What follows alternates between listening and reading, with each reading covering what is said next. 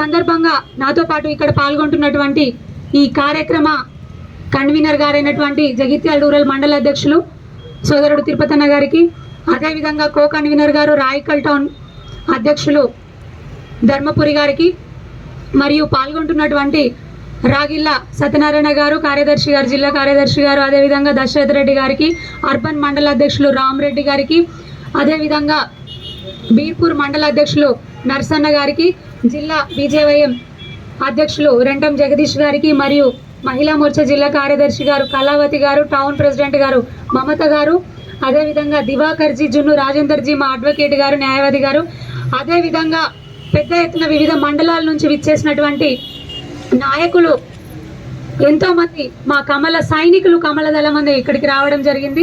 వారందరికీ కూడా పేరు పేరున హృదయపూర్వక నమస్సుమాంజలు తెలియజేస్తున్నాను. ఈ కార్యక్రమాన్ని వక్తగా నడిపిస్తున్నటువంటి మా టౌన్ సెక్రటరీ గారు ఆముద రాజస్వామి గారికి, విచ్చేసినటువంటి మా మహిళా సోదరి మనులు మీ అందరికీ కూడా పేరు పేరున పాదాభివందనాలు తెలియజేస్తా ఉన్నాను. అమ్మ, ఇందాక అన్నలందరూ మాట్లాడినరు, మీరు కూడా చూస్తున్నారు. ఎన్ని హామీలు ఇచ్చిండ్రు? 400 హామీలు ఇచ్చిండ్రు. కాంగ్రెస్ పార్టీ గెలుస్తామని 400 హామీలు ఇచ్చిండ్రు. ఒక్కటైనది ఇచ్చిండ్రా అంటే ఒక్కటే చెప్తున్నారు. ఏం చెప్తున్నారు తెలుసా? అది మా అక్కలు కూడా చెప్తున్నారు, ఫ్రీ బస్ అంట. ఫ్రీ బస్ ఇస్తున్నారు, కరెక్టే. మీరు ఎక్కడ ఉంటే అక్కడ మరి బస్సు ఆపుతున్నారా? బస్ స్టాండ్లోనన్నా నేను మొన్న అక్కడ చూసిన, రాయికల్ బస్ స్టాండ్ దగ్గరికి పోయినా, పాపం అక్కడ మనోళ్ళే అక్క వాళ్ళు 10 మంది అక్కలు నిల్చొని ఉన్నారు. ఆపు ఆపు అంటే కూడా ఆపుతలేరు. గట్లనే బీర్పూర్లో కూడా చూసిన 5 అక్క చెల్లెళ్ళ నిల్చొని ఉన్నారు. ఆపు ఆపు అంటే కూడా ఆపని పరిస్థితి. పాపం వాళ్ళేం చేస్తారులే, మనం ఎందుకు అనాలే. కానీ ఉచిత బస్సు అని పెట్టినప్పుడు బస్సులు పెంచాలనా లేదా? ఉల్టా తగ్గించిండ్రు. ఇది ఎక్కడ న్యాయం? కాదు, ప్లేట్లు అన్నం పెట్టి ముందు పెట్టి చేతులు కట్టేసినట్టు తినుడు ఎట్లా నన్నిగా నీ తిప్పలు నువ్వు వాడు అన్నట్టు, అంతేనా కాదా? ఇక్కడ ఉన్నటువంటి మన కాంగ్రెస్ నాయకులు ఇక్కడ నేను అడుగుతున్నా, గౌరవనీయులైనటువంటి జీవన్ రెడ్డి గారు, మీరు చెప్పుకుంటా ఉంటారు, గర్వంగా చెప్పుకుంటా ఉంటారు, నేను తులం బంగారం సృష్టికర్తని, కళ్యాణ లక్ష్మికి తులం బంగారం సృష్టికర్తని నేనని మీరు గర్వంగా చెప్పుకుంటా ఉంటారు కదా. మరి ఏమైంది తులం బంగారం? కళ్యాణ లక్ష్మి తులం బంగారం ఏమైంది? కళ్యాణ లక్ష్మి డబ్బులు ఖచ్చితంగా ఇస్తున్నారా? దాంతోపాటు తులం బంగారం ఇస్తున్నారా? మీరు అధికారంలోకి వచ్చి సంవత్సరం అవుతుంది, సంవత్సరం నుంచి ఏ పెళ్లిళ్ళు జరగలేదా? వచ్చినాయి అమ్మ తులం బంగారం?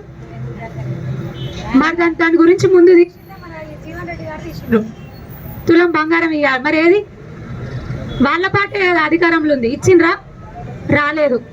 మా బీడీ చేసే అక్క చెల్లెళ్ళకు 4000 పెంచుతామన్నారు, వచ్చిందా? బీడీ చేస్తారు కదమ్మా, ఇక్కడ లేదు. పెన్షన్లు 4000 వేస్తామన్నారు, దివ్యాంగులకి 6000 వేస్తామన్నారు, పెరిగినాయా పెన్షన్లు? అంతకుముందు 1వ తారీఖు వచ్చేవి కాస్త 15వ తారీఖు అయింది, మొన్న 27వ తారీఖు పడ్డాయి. కూడా వాళ్ళే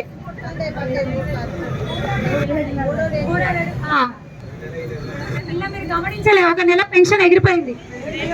మీరు గమనించింది 2 నెలలు వాళ్ళు చెప్తున్నారు, 2 నెలల పెన్షన్ ఎగిరిపోయిందట. సరిపోయింది, పెంచుతామన్న పెన్షన్ కాస్త ఎగరగొట్టడానికే సరిపోతుంది. యువకులకి, మా యువకులు అందరూ ఉన్నారు, ఆ నిరుద్యోగ వృత్తి లేదు. ఇటు ఇకపోతే రైతన్నలకి రుణమాఫీ చేసినామన్నారు, పూర్తి స్థాయి కూడా చేయలే. రైతు భరోసా పెట్టుబడి సాయం ఇస్తామన్నారు, అది కూడా లేదు. రైతు కూలీలకు 12,000 ఇస్తామన్నారు. నేను మున్సిపల్ చైర్మన్ ఉన్నప్పుడు శాంక్షన్ చేసినవి ఇప్పటికీ కూడా పెండింగ్లో ఉన్నాయి. ఎమ్మెల్యే గారు జరంతా చూసుకోండి, రివ్యూ పెట్టి ఒక్కసారన్నా. అవి కూడా స్టార్ట్ చేయలేదు, ఇంకా 2వ సారి గెలిచిండ్రు. కానీ అక్క నవ్వుతుంది. అవునక్క, మాకు కూడా అందుకే నవ్వొస్తుంది. ఇంకా బీర్పూర్ మండలానికే పిహెచ్సి లేదు. అట్లా రాయకల్ మండలంలో చాలా సమస్య. ఇందాక మా అన్న రాయకల్ టౌన్ గురించి చెప్పిండ్రు. జగిత్యాల రూరల్ ఎక్కడికి పోయిన సమస్యలు ఉన్నాయి. ఎక్కడికి పోయినా సమస్యలు ఉన్నాయి. మా నాయకులు ఇక్కడ ఉన్నటువంటి నాయకులు ఇన్ని సంవత్సరాలు సీనియర్లం అన్ని సంవత్సరాలు సీనియర్లం అని చెప్తున్నారే తప్ప మరి ఇంత అభివృద్ధి అయింది అంత అభివృద్ధి అయింది మరి చెప్పే మాట లేదు, ధైర్యంగా చెప్పలేరు. ఎమ్మెల్యే సంజయ్ కుమార్ గారికి అయితే ఏ పార్టీలో ఉన్నానో తెలియనప్పుడు ఇక అభివృద్ధి సంక్షేమం గురించి ఏం మాట్లాడతారు? కానీ అభివృద్ధి సంక్షేమం గురించి ఏం మాట్లాడతారు? ఎప్పుడూ చూడని రాజకీయ హత్యలన్నీ కూడా ఇప్పుడు చూస్తున్నాం మనం. కొట్టుకునుడు చంపుకునుడు అవుతుందే తప్ప మరి ప్రజలకు ఏమి అవసరం, ప్రజలకు అభివృద్ధి జరుగుతుందా, సంక్షేమం అందుతుందా అని మాత్రం ఆలోచించే పరిస్థితిలో లేదు. దయచేసి నియోజకవర్గ ప్రజలందరూ కూడా ఇవన్నీ గమనిస్తూనే ఉన్నారు.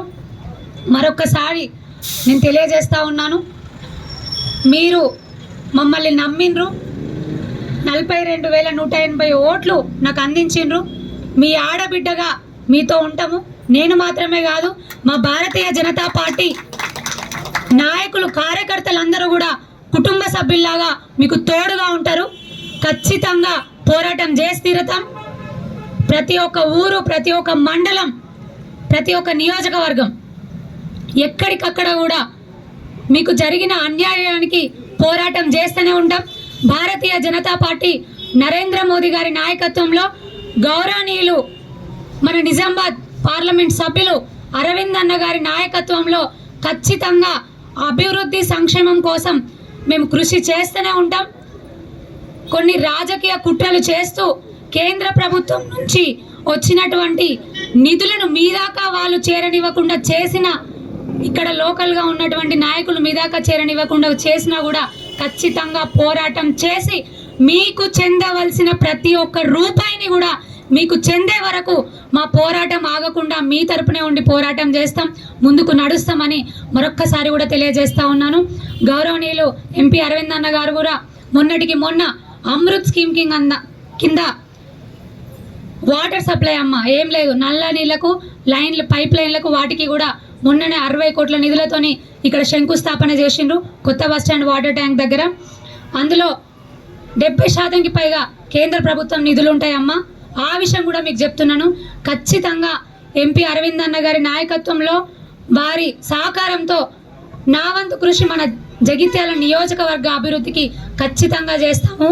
మోదీ గారి ఆశీస్సులతోని, అరవింద్ అన్న గారి ఆశీస్సులతోని ఖచ్చితంగా భారతీయ జనతా పార్టీ నాయకులందరూ కూడా ఎక్కడికక్కడ మీకు అందుబాటులో ఉంటూ మీ అభివృద్ధికై మీ న్యాయ పోరాటంలో తోడుగా ఉండి మీ సంక్షేమం కోసం పనిచేస్తామని తెలియజేసుకుంటూ, ఇప్పటికైనా కాంగ్రెస్ నాయకులు కన్ను తెరవండి. మీరు చెప్పినవి చేసేవన్నీ మోసాలు, గ్యారెంటీలను మీరు కూడా ఒక్కసారి ఆలోచించుకోండి. ఒక్కసారి ఆలోచించి అసలు మీకు ఎందుకు చేస్తున్నారో విజయోత్సవాలు అనేది మీరు కూడా తెలుసుకోవాలి. రైతు భరోసా ఇస్తున్నందుక విజయోత్సవాలు, కొత్త రేషన్ కార్డులు ఇచ్చినందుక విజయోత్సవాలు, మహిళలకు 2,500 మహాలక్ష్మి పథకం కింద ఇచ్చినందుక విజయోత్సవాలు, విద్యా భరోసా కార్డు ఇచ్చినందుక విజయోత్సవాలు, చదువుకునే ఆడపిల్లలకు ఫ్రీ స్కూటీలు ఇచ్చినందుక విజయోత్సవాలు, కౌలు రైతులను ఆదుకున్నందుక విజయోత్సవాలు, బీసీ డిక్లరేషన్ తెలిపినందుక విజయోత్సవాలు, ఎస్సీ ఎస్టీ డిక్లరేషన్ ఇచ్చినందుక విజయోత్సవాలు, ఆటో డ్రైవర్లను ఆదుకున్నందుక విజయోత్సవాలు, విద్యార్థులను, నిరుద్యోగులను వాళ్ళ సంక్షేమం కోసం కృషి చేసినందుక విజయోత్సవాలని ఒక్కసారి ఆలోచించాలి. లోకల్గా ఉన్న నాయకులు కూడా ఒక్కసారి మీ రేవంత్ రెడ్డి గారికి చెప్పండి. డబుల్ భద్రత పెట్టుకొని తిరుగుతున్నారంట, పోలీస్ సెక్యూరిటీ డబుల్ చేసుకొని తిరుగుతున్నారంట. పోలీసులకే పాపం న్యాయం చేసే పరిస్థితి లేదని వాళ్ళే రోడ్డుకి ధర్నాలు చేస్తున్నారు. ఎక్కడైనా చూసినామా అమ్మ? ఎప్పుడు కూడా చూడే పోలీసులు రోడ్డుకి ధర్నాలు చేసినాయి. ఈ గవర్నమెంట్లో గది కూడా చూస్తున్నాం, గవి కూడా అవుతున్నాయి.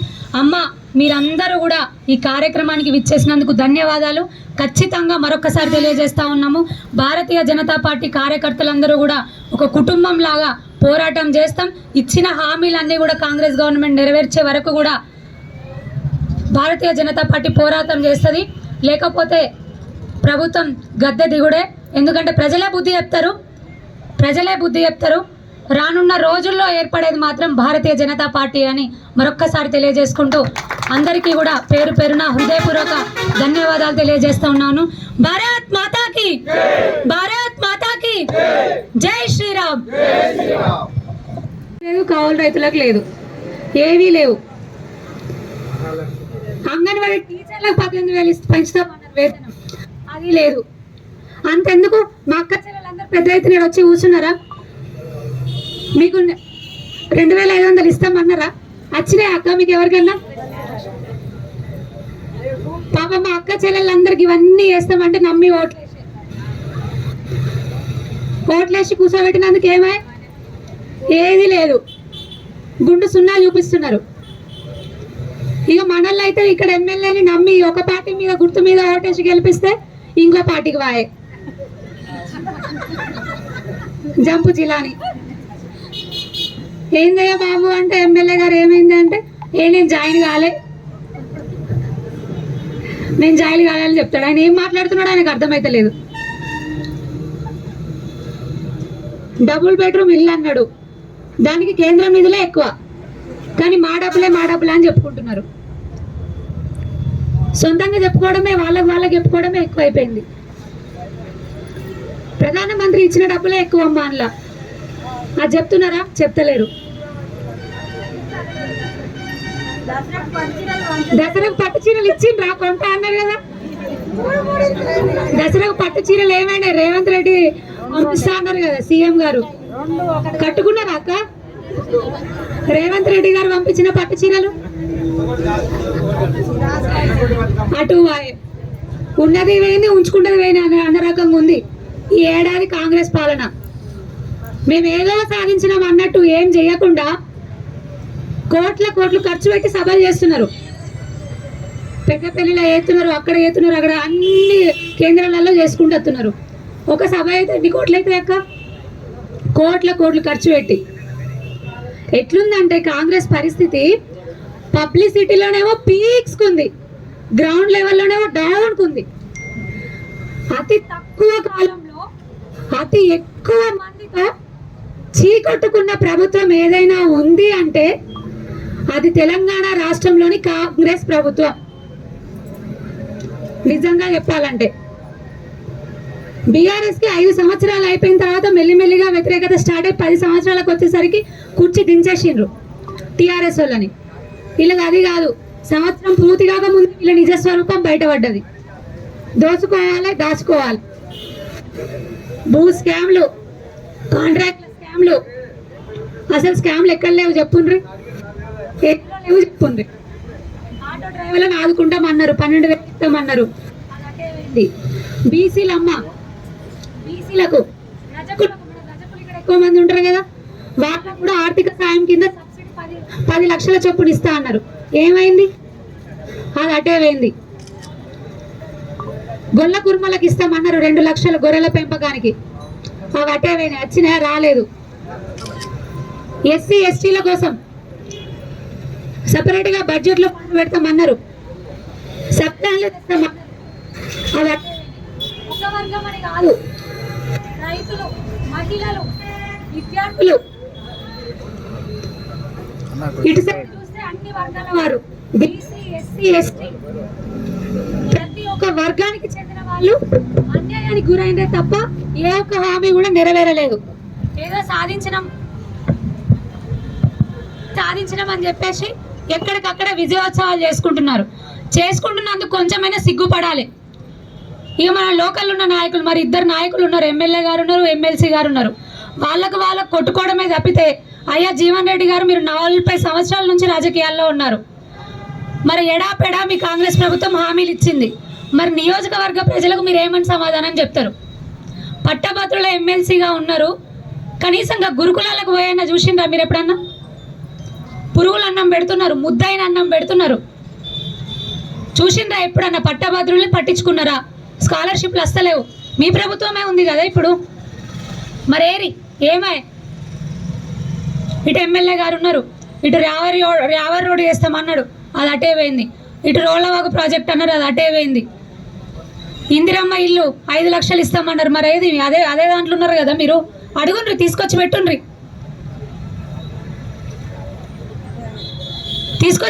తెలుస్తుంది మీకు.